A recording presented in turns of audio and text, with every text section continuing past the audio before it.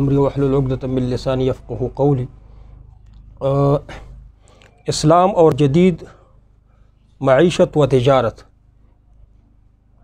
هر یو انسان انفرادي طور باندې د هغه سره چې څه آمدن دی، څومره آمدن دی یو سړی د هغه سره یو آمدن دی، پیسې دي، وسایل دي، د هغه یو طرف ته آمدن دی، وسایل دي، او بل طرف ته د هغه ضرورتونه دي.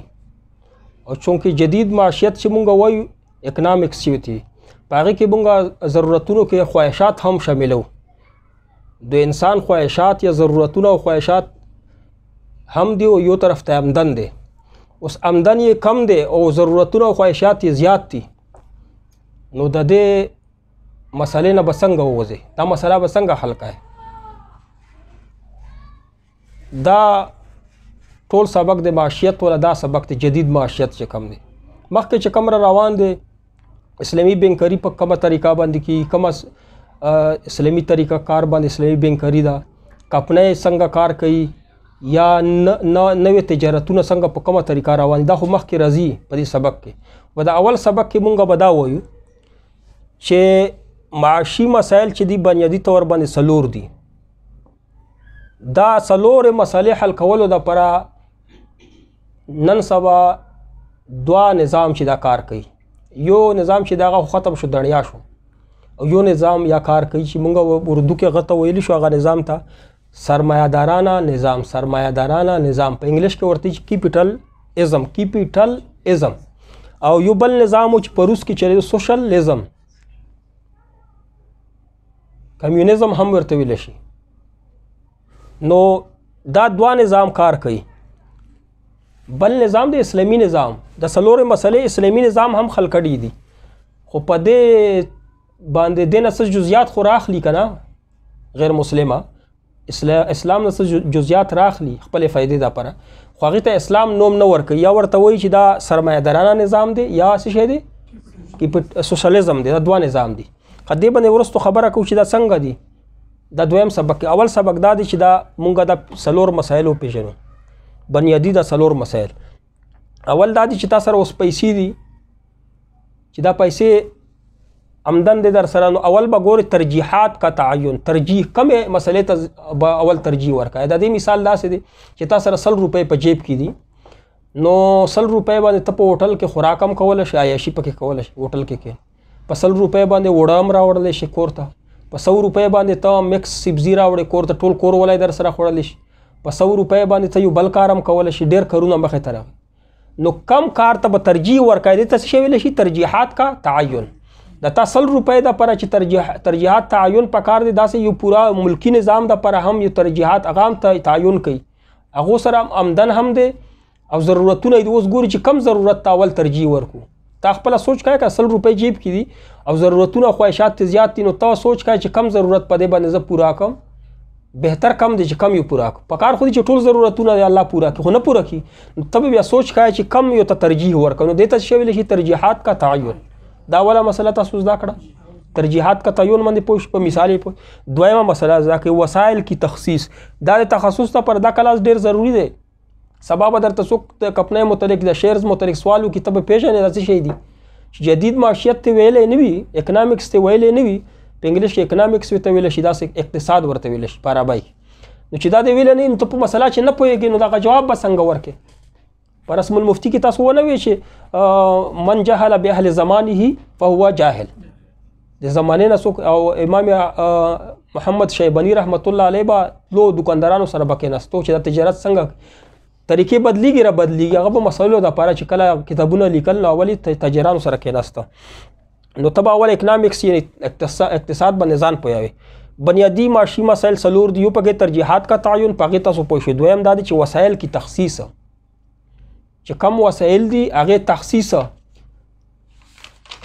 دا هم پکې ضروري دی. د دې مثال چې کم دی داسې دی، وسایل څه تا سره څه وسایل آمدن په څه شي راځي؟ ته مثلا ملازم یې، نوکر یې، تنخوا درته راځي، که تاله په ټینه ځمکې نه آمدن راځي، کم وسایل دي. نو هغه تخصیص ته کوي چې مثلا زه په د ځمکه باندې جوار وکرم، یا په باجره وکرم که غنم په وکرم یا کپاس په وکرم دا خو د زمیدار دپاره وسایلو تخصیص دی. یو سړی صنعتکار دی نو هغه به دا ګوري چې زما کارخانه د غوړو والا میل به ښه وچلیږي که د وړو والا او که د صابونو والا. نو صنعتکار به چې د خپلې کارخانې ته د تخصیص پکوي چې کم یو شی زیاته اوزي فایده ماته پکې هغې تخصیص کوي ته ویلی شي وسایل کا تخصیص. په دې پوه شوې؟ دا یو انفرادي طور باندې د وسایل تخصیص مونږ کوو انفرادي طور باندې. زما څه آمدن دی اول یې وګورم چې زما آمدن مثلا دکان نه روان دی نو زه دا کوشش کوم چې دکان کې کم یو شی کېدم چې ما ته زیاته آمدن راشي. صحیح دی که نه؟ دې ته ویلی شي وسایل کی تخصیص. په دې پوه شوې؟ کم ځای نه پوهېږي بیا وایي کني بیا په دا نیټ باندې خلک بیا نه پوهېږي چې تاسو پې نه پوهې هغه یې نه پوهېږي. چې تاسو وایي پوه شو نو مونږ وایو چې هغه پوه شوې. ښه دریم نمبر دی آمدنی کی تقسیم. چې آمدن خو درته راغلی دی په اجتماعي سطح باندې یا ملکی سطح باندې بیا کم آمدن راځي که مثلا ټیکس راځي ملک ته ټیکسونه راځي او نوره فایدې خلکو نه روډونه جوړوي د ټیکسونه ټول پلازې وغیره څومره آمدن راځي ورته قرضې راخلي IMF نه. IMF ورلډ بینک چې کم دی که نه دا داسې بینکونه دي چې دا IMF چې کم بینک دی هغه ټولو ملکونو ته قرضې ورکوي 2-3 سال پورې.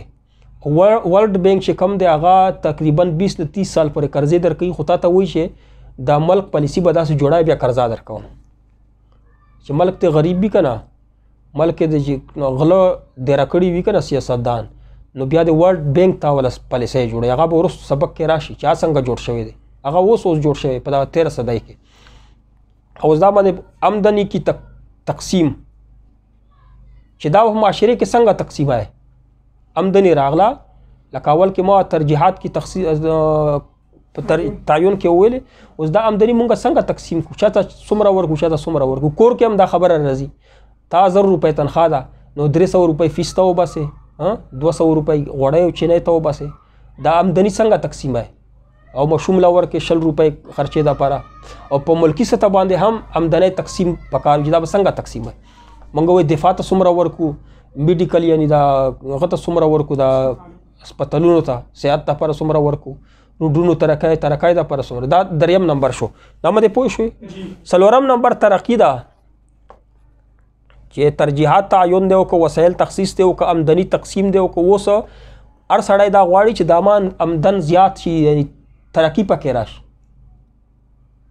نو دا ترقۍ دپاره چې کومه تا حاصلات تا ته راځي که نه معاشي حاصلات چې دا نور زیات شي. زمیندار دا کوشش کوي چې د غنم چې دا مالا مثلا 10 منه غنم وشل بل کال ته کوشش کوي ځمکه مې دومره وي خو 6 منه راته وشي. نو دی وایي چې بار ملک نه تخم راوغواړي هغې ته نوره سپرې مرې ورکړي که نه تخم پیداوار زیات کړي یا په ځمکه کې خوري محنت وکړي 10 منه بجای دی کوشش کوي چې 6 منه پیدا کړي. ښه چا کې 6 منه پیدا کېږي دی وایي چې 10 منه پیدا کړم ترقي کول. نو هر یو ملک داسې دی. صنعتکار چې دی هغه په دا ترقي کوي چې رضا زما کارخانه چې دا دومره پیسې ګټي نو بل کال ته چې دی نه زیاتې وګټي نو دې ته ترقي ویلی شي. دا 4 مسایل دي بنیادي معاشي مسایل. دا 4 بنیادي معاشي مسایلو حل کولو دپاره 2 نظامونه 13 صدۍ کې مخې ته راغلي. یو کیپیټالیزم چې ورته یې سرمایه‌دارانه نظام او بل سوشلیزم. دا 2 نظامونه کمیونیزم خو ته ویلی شي. نو دا 2 نظامونه مخې ته راغلل. دا 2 نظامونه په کومه طریقه باندې کار کوي دا بل سبق کې وایو. او اسلامی نظام هم موجود دی. د 4 خبرې اسلامی نظام خلق کړي دي خو انګریز چې کم دی نم مسلمان دی لپریدي چې په اسلامی نظام دا خبرې حل کا. د 4 ترجیح مسایل چې دي دې ته نه پریدي. که الله پاک اسلامی نظام راوستو افغانستان کې پاکستان کې نو ان شاء الله بیا به علماء کرام دا بنیادی معاشي مسایل چې دا په اسلامی نظام باندې حل کوي. اسلام حل کړي قرآن او حدیث خو هغه باندې دوی نه حل کوي. که حل یې که نو غیر مسلمه وایي چې دا خو بیا خلک اسلام طرف ته راوړي چې اسلام کې د هر څه خلک شته دې ته خو دوی اسلام نه جزئیات راخلي خو اسلامي نوم نه ورکوي. تاسو دا اورېدلي چې په انګریزانو کې صفایي ډېره ده داسې ولې نه وایي چې په اسلام کې صفایي ډېره انګریزانو دا جزیه راخسي د اسلام نه خو مشهور شوي پکې انګریزان دي نو خلک انګریزانو طرف ته تختی چلته صفایي ډېره ده اگر چې دا جزیه خو د اسلام نه راخسي داسې د کیپیټالیزم کې ډېر جزیات داسې دي چې اسلام سره بالکل مساوي دي وزنه پکې مخالف دي تصادم ولر او دا سوسیالیزم چې دی کې زیات تر جزیات داسې اسلام خلاف دي کنه عقل نه خلکو غکړي نو دا به مونږ په بل سبق کې په دې باندې پوه شو چې اکنامکس وای اقتصاد وای نو څلور خبرو د پاره دا دواړه نظام چې د دنیا کې چلیږي سرمایه‌دارانه نظام شو او دا بل چې کوم نظام دوه نظامونو د پاره ها صحیح ده کنه او د تا په اردو کې اشتراکي نظام خو ویل شي اشتراکي نظام کیپیټالیزم ته سرمایه‌دارانه نظام او سوشلیزم ته څه ویل اشتراکي نظام دا ته سرمایه‌دارانه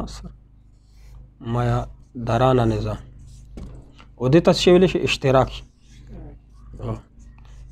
نو دا دواړو نظامونه چې دي چلیدل یو خو ختم شو بل شته چلیږي نو دا په بل سبق کې وای خو تاسو دا سبق په ځکه تاسو یاد وي چې مونږ لس سبق وای شل سبق وای نو دا چې تاسو دا کړی نه نو مخکې نه پوي چې کمپنی باندې مونږ خبره کوو چې کمپنی څنګه جوړه شوې ده بانک اسلامي څنګه جوړ شوی دی سودی بانک څنګه جوړ شوی دا څلور خبرې چې تاسو په ذهن کې وینو تب په مخکې په سبق پويږي کني نه نو دا سبق بل هفته کې به تاسو نه بیا هم زه تاسو کوم په پوه شئ ان شاء الله واخر دعوانا